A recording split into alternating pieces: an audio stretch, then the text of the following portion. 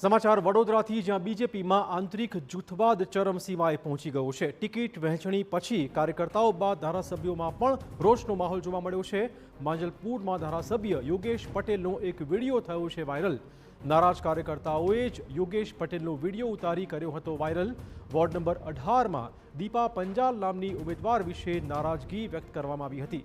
યોગેશ પટેલે શહેર ભાજપ પ્રમુખ ઉપર પણ કર્યા હતા પ્રહારો। ટિકિટ ફાળવણીમાં ધારાસભ્યોને પૂછવામાં ન આવ્યું હોવાનો આક્ષેપ છે। વોર્ડમાં સક્રિય ન હોય તેવા કાર્યકર્તાએ ટિકિટ ફાળવતા રોષનો માહોલ જોવા મળ્યો છે।